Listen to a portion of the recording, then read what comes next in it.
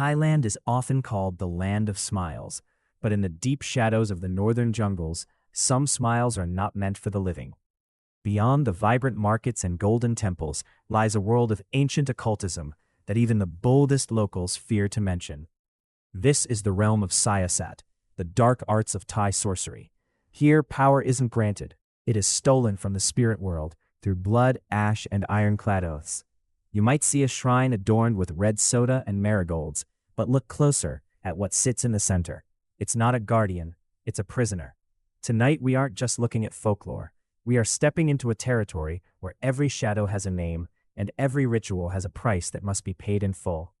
If you've ever felt a cold hand on your neck in a place where you were supposedly alone, you've already encountered the fringe of this world.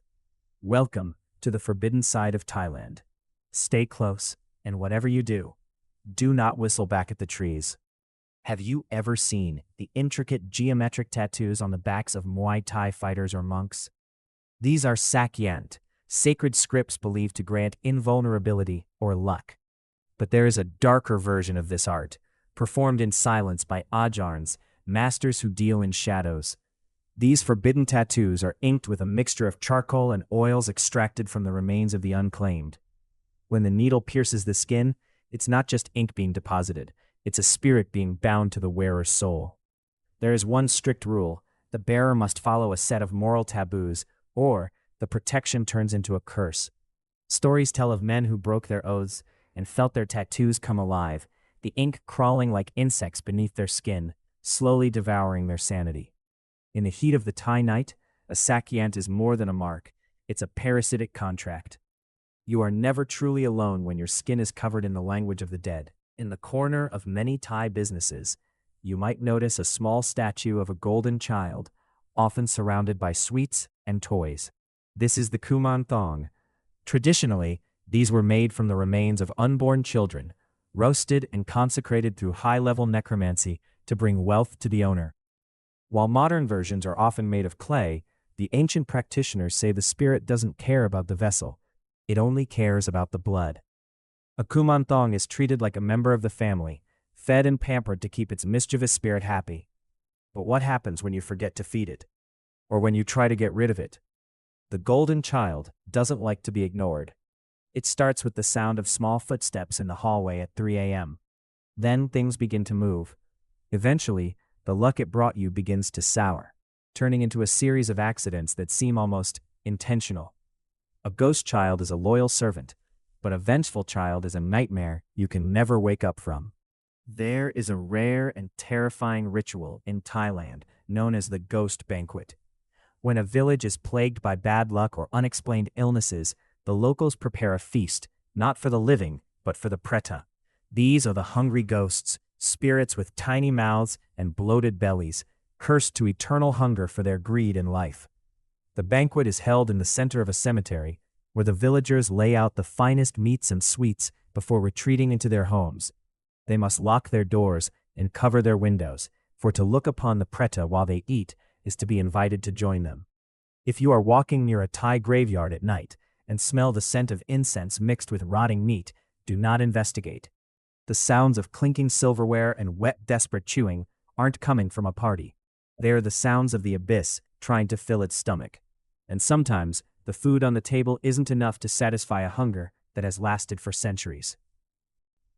Tourism in Thailand often focuses on the beautiful hotels and pristine beaches, but every building is constructed on land that once belonged to the spirits.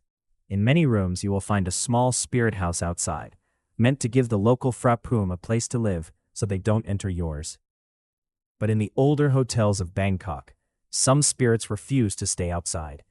Have you ever stayed in a room where the air felt unnaturally heavy? Or noticed that the mirrors seemed to hold onto shadows a bit too long? There is a legend about the masked guest, a spirit of a performer who died in the hotel and now seeks a new face. If you see a reflection in your room that isn't yours, or if you hear the sound of traditional music playing from a wall with no speakers, do not stay. The hospitality of the spirit world is not meant for the living, and once they've invited you to stay, they will never let you check out. The history of the city is layered in grief, and you might just be the next layer. The banana groves of rural Thailand are more than just agriculture. They are the domain of the Nang Tani. She is a spirit of immense beauty, draped in traditional green silk, appearing only on nights of the full moon, but her allure is a death trap for the unwary. Men who are captivated by her presence are often drawn into a spiritual marriage that they can never escape. If they stay faithful, they gain wealth and protection, but even a single wandering eye results in a swift, violent end. In the quiet of the night, if you hear the rustle of leaves when there is no wind, or smell the scent of fresh banana blossoms in a place where none grow, you have entered her territory. The Nang Tani is a guardian of the soil, and she doesn't take kindly to those who treat her land with disrespect. In the folklore of the East, beauty is often the sharpest blade, and once you've been chosen by the grove, your life is no longer your own. Some say the trees aren't growing from the earth, but from the souls of those who failed to keep their vows. Deep within the underground markets of the occult, there is a substance more valuable than gold, and more dangerous than poison: Nam Man Prai.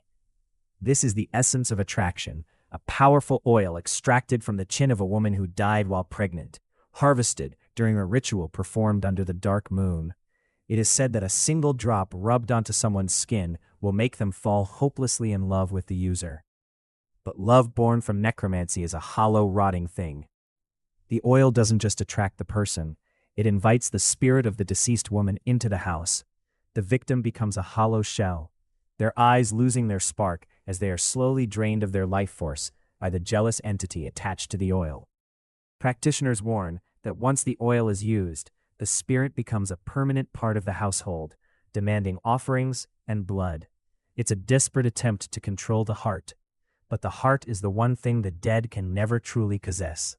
In Thailand, some desires are better left unfulfilled. In a search for a fresh start, thousands of people flock to certain temples to perform the coffin ritual. The concept is simple. You lie inside a wooden casket, covered in a white sheet, while monks chant prayers for the dead. The ritual is meant to symbolize your death, allowing your bad luck and sins to be buried, so you can be reborn into a new life. But in 2026, stories have emerged of participants who didn't wake up the same. They claim that while they were under the sheet, the darkness of the coffin wasn't empty. They felt cold fingers pressing against their chests and heard whispers of lives they never lived. Some survivors returned with a permanent chill in their bones and a strange ability to see things in the corners of their vision.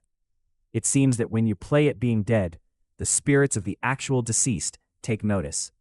They see an empty vessel, a body that has officially died in the eyes of the gods, and they try to move in. A second chance at life is a tempting offer. But who exactly is living your life once you climb out of that box?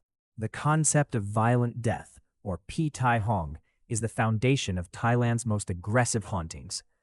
These are spirits of people who died suddenly, in accidents, by murder, or through tragedy. Because their lives were cut short, their souls are filled with frantic, unspent energy and a burning resentment against the living. They are often found at the exact locations of their demise: sharp turns in the road, abandoned construction sites, or deep river bends.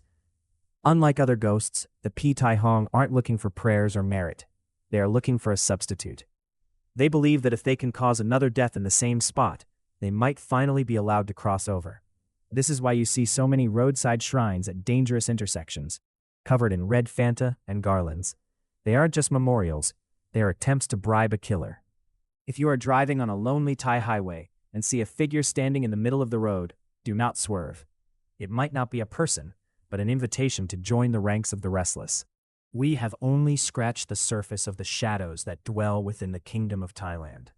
From the sacred ink of the Sak Yant to the desperate hunger of the Preda, the culture is a tapestry woven with threads of the supernatural. By watching these records, by learning these names, you have drawn the attention of the very entities we have discussed. The spirits of the East do not recognize the barrier of a screen. To them, your attention is a beacon in the dark. As you turn off your lights tonight, listen for the sound of small footsteps or the scent of incense in a room with no candles. The ritual of the forbidden is now complete, but the consequences are just beginning. If you want to explore deeper into the mysteries of Asia, from the cursed alleys of Seoul to the haunted shrines of Japan, subscribe and join us for the next descent. No пока, держись подальше от теней. Some things are better left undiscovered. This was Urban Tales. The door is closing, but they are already inside.